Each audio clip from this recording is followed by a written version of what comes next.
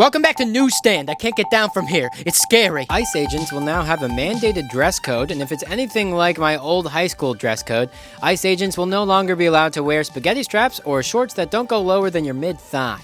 However, if an ICE agent is a boy, he can still wear graphic t-shirts depicting pretty ladies with big bazongas. I have a couple more punchlines. ICE agents now have a mandated dress code to follow, because if there's one thing that ICE agents are really good at, it's following the rules. Yes, again, ICE agents will now have a mandated dress code, and I like this uniform because it really brings out the color of their eyes. Oh, if they need a dressing room, they can just go right here. Pretty welcoming, right? It's just SpongeBob and Patrick. Nothing else going on.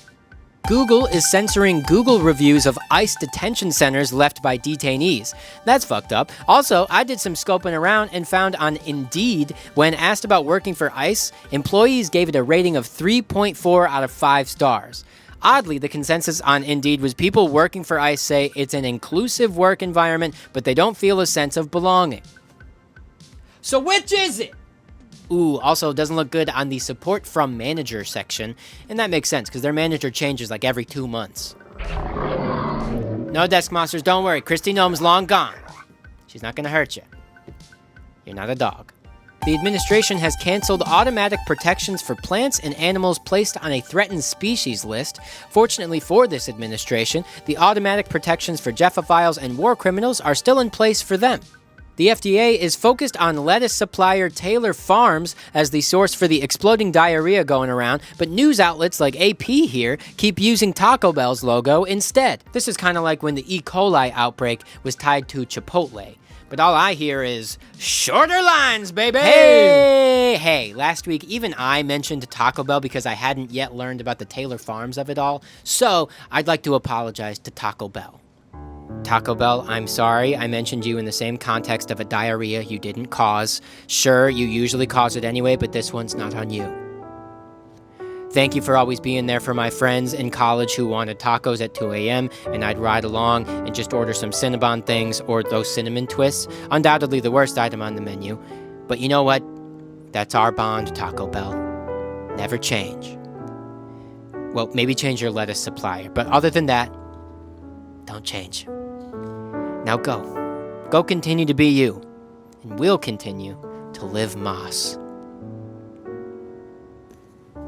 Fuck Taylor Farms, by the way.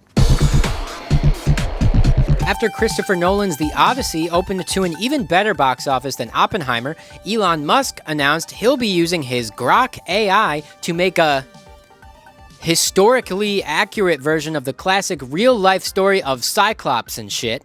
But wait, if he's using Grok to make this movie, I'm sure it will generate images that will get anyone who watches it put on a list. Or worse, elected president. In fun news, a town in Minnesota now has the world's tallest nutcracker, and I can't wait to see how they incorporate this as a character's death in the next season of Fargo. I'm getting my nuts cracked. Great Britain has another new prime minister. This one's Andy Burnham. Despite what his name suggests, he is unfortunately not Andy Samberg and Bo Burnham combined. Andy Burnham is the UK's 7th prime minister in a decade. And I mean, it has to work out since 7 is a prime number, right? Why else is it called a prime minister? God, British people are so dumb. Death Monsters, what'd you put in this? English breakfast tea. Oh, you know I only drink tea with ginger and an entire bottle of honey. God damn it. This has been another episode of Newsstand. Excuse me. Ungrateful. I didn't even ask you to make me tea. You just handed me this mug and said, hold it up for the camera during the show.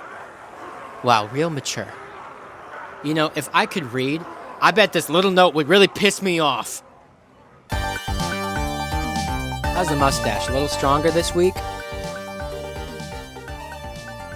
I wonder if that Nutcracker riff is going to make it in. Ah, somebody help. I'm from Minnesota. I'm getting my nuts cracked by this big old Nutcracker. Pause. Might have to keep this one on the desk now. It's kind of cute.